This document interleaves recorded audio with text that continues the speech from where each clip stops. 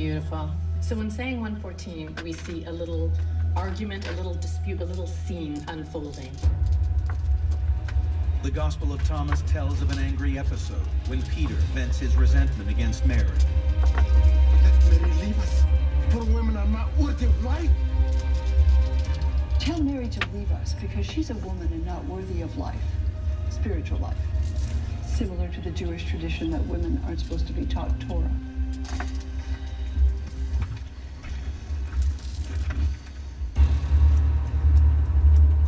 Another lost gospel, that of Philip, suggests a different reason for Peter and the other disciples' apparent dislike of Mary.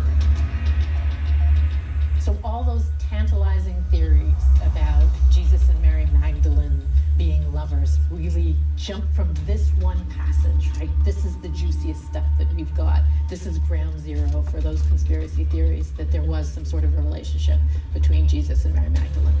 In the early Christian communities, for the most part, the missionaries were missionary couples. So it makes sense that Jesus himself could have been part of a missionary couple. As a first century Jewish man, it would have been incredibly likely that Jesus would have been married during his lifetime. This is high stakes stuff. So, if Jesus, the Son of God, was married, maybe he had children. If he had that kind of an intimate relationship, people want to know. And if he had children, that means there might be people wandering around today with sort of holy blood in them. And there's one page in particular I'm very excited to see, and that is 63, 64.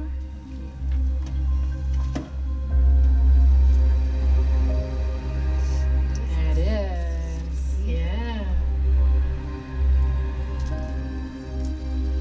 There are two moments in the Gospel of Philip that really say something interesting about the relationship between Jesus and Mary Magdalene. One is that Jesus refers to Mary Magdalene as his companion or consort. It says explicitly that Jesus loved Mary Magdalene more than the other disciples. Why do you love her more than all of us? Why do I not love you as I do her? And there's another moment where he kisses her.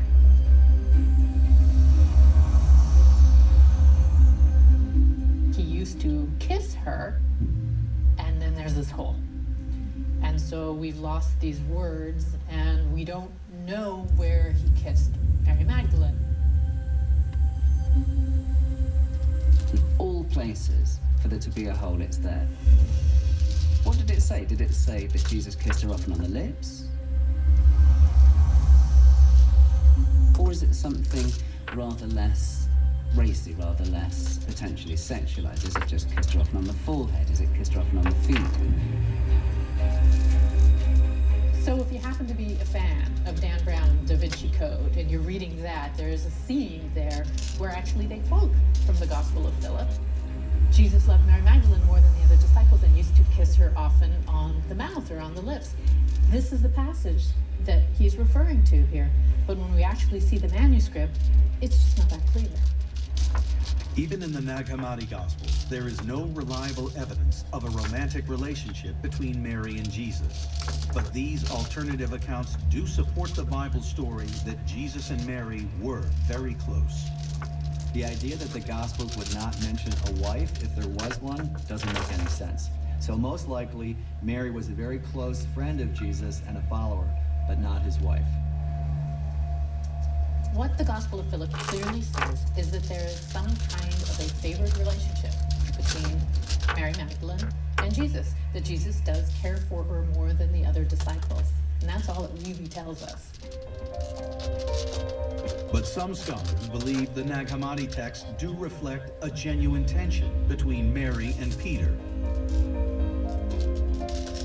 I think the tension that's reflected in some of the texts outside the Bible, non-canonical texts, I think they do really reflect a tension between Peter and Mary. The negative depiction of Peter is consistent, and the idea that Mary is not properly heard or respected is also consistent across the sources, which leads many of us to suspect that there might be a grain of historical truth there. But whatever truths they may contain, the Nag Hammadi texts are not considered as reliable as the New Testament Gospels, written decades earlier. What's striking about Matthew, Mark, Luke, and John is that they're first century documents. Early on, the Christian movement crystallizes around those, and as other ones pop up, they're not trusted and they're not, in a sense, authoritative like those first four Gospels. What the New Testament tells us is that Mary is at Jesus' side at the time of his crucifixion. Mary Magdalene, along with one or two others of Jesus' female followers, were with him throughout. They never left his side. They followed him all the way from Galilee to Jerusalem, all the way to the cross. She's a follower. She's a believer. She's committed to this. After following him for many months, Mary Magdalene's loyalty to Jesus is about to be put to the ultimate test.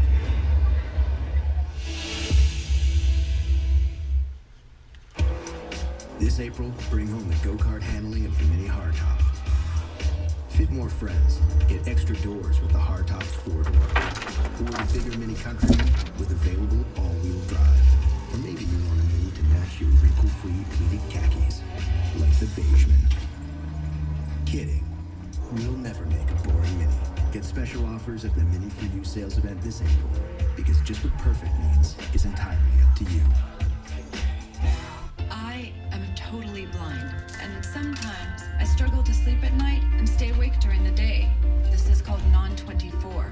Learn more by calling 844-824-2424 or visit your24info.com. The pursuit of healthier. It begins from the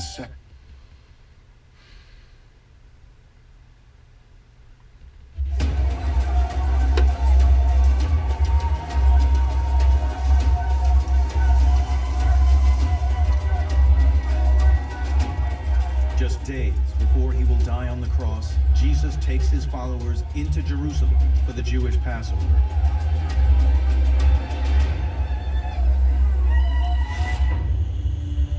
On the night that Judas will betray him, Jesus invites his disciples to share a Last Supper.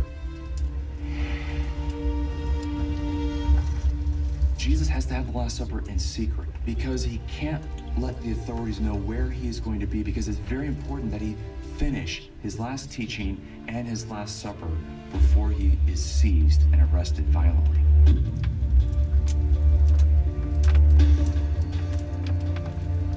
Mary Magdalene, Mary the mother of Jesus, they're not there at the Last Supper, but the reason they're not there is because Jesus knows that he's about to be betrayed. And this arresting, this seizing could be very violent. It could be very dangerous.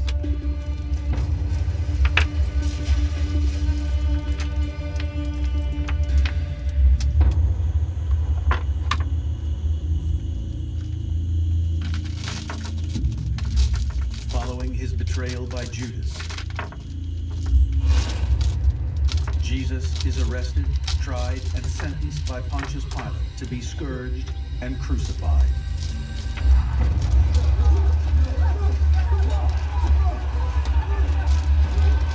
The men had fled because the men could have been arrested with Jesus for insurrection as he was. They could have been crucified as well. Jesus called the disciples to follow him, and the one thing that they have failed to do, many of the disciples, is to follow Jesus at the most crucial moment of all, which is to the cross.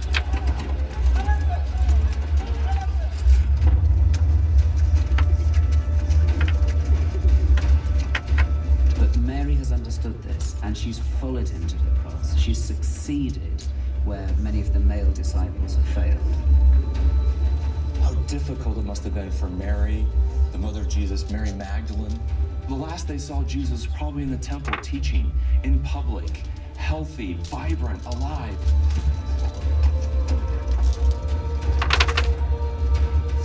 It says a lot about the commitment of Mary and the other women and their dedication to Jesus and their willingness to be with him in these tough moments, that they do go to the crucifixion scene.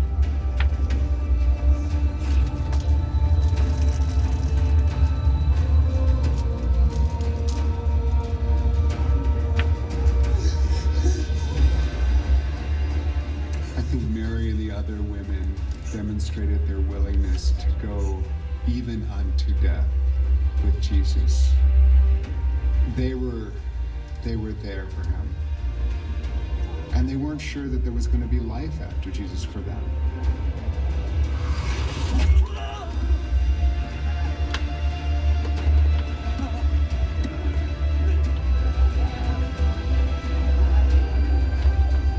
Mary sees his shredded flesh. Mary sees the crown pressed against his brow. Mary sees his blood pouring over his skin.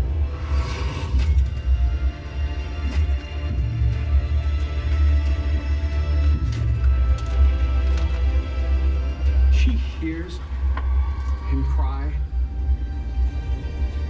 She feels his agony and somehow knows that this is all for love.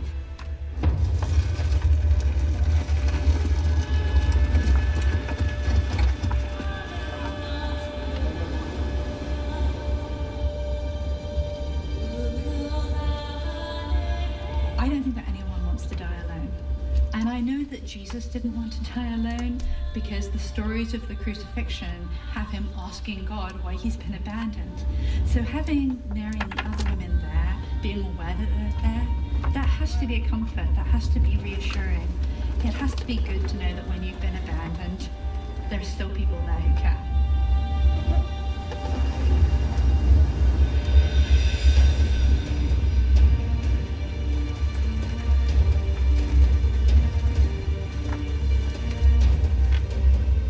Mary Magdalene does something that all of us can do when we're faced with suffering, which is she brings her presence. She can't solve Jesus' suffering, she can't take him from the cross, but she can be present to him. I think a lot of times when we're struggling with people who are dying or ill, we can take comfort from Mary Magdalene and use her as our example, kind of ministry of presence. He may well have been abandoned by his closest male disciples, but Mary Magdalene is still there. Thank God they were there to go through it with him. He wasn't alone in the end because of the bravery of these women. And I think it must have brought him some comfort at the end.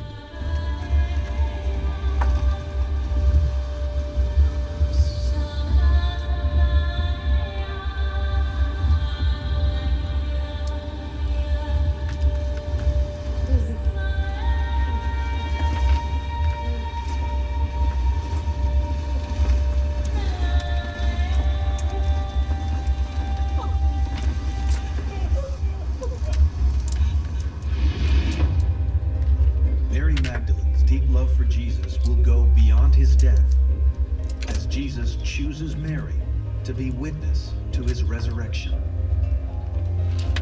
It's the stunning moment where she hears her name spoken by the one she loves, and immediately she recognizes this is Jesus.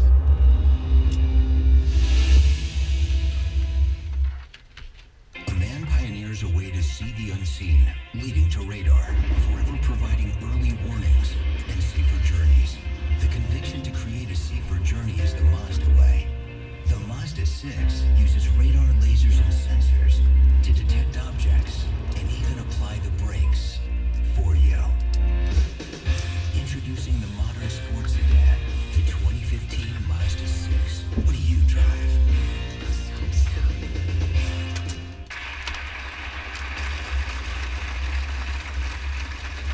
Ladies and gentlemen, sitting in for tonight's soloist, Itzhak Perlman, will be... How you doing, everybody? Rhea Perlman. You wouldn't let someone else do your job, and at BNY Mellon, neither would we. So if your wealth manager isn't actually managing your money, maybe it's time for a different kind of wealth manager. BNY Mellon Wealth Management.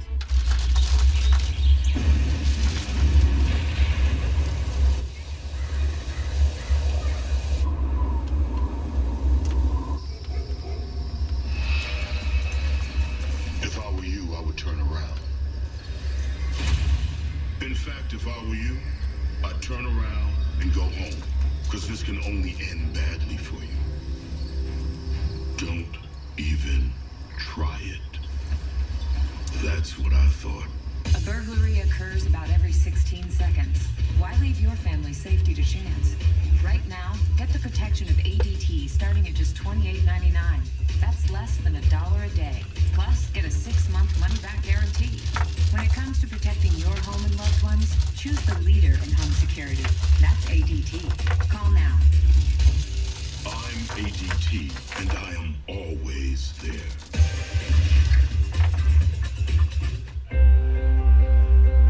When it comes to vaping, Vuse has changed the game. Vuse digital vapor cigarettes, designed and assembled in the USA. Our smart microprocessor controls heat and power up to 2,000 times a second for superior. The Gulf oil disaster, Tuesday night at 9. Mike, I'm worried. What's the matter? I turned CNN on Wednesday night. You weren't on. Don't worry about it. Somebody's got to do it. Is moved to Thursdays at 9. Your dad and I have talked, and if you need to move back home, it's okay. Well, if you're moving back in, you're going to have to pull your own weight. No one's moving back in. Everything's fine. Somebody's got to do it. Thursdays at 9. Your room is just the way you left it. Somebody's got to do it. All new episodes Thursday nights at 9 on CNN. Grass ain't going to cut itself.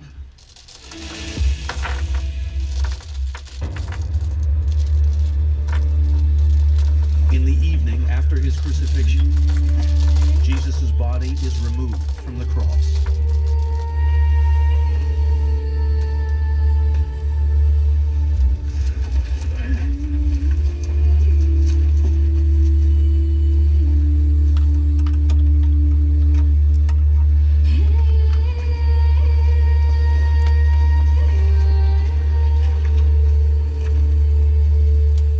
It is taken to a tomb and wrapped in a simple shroud.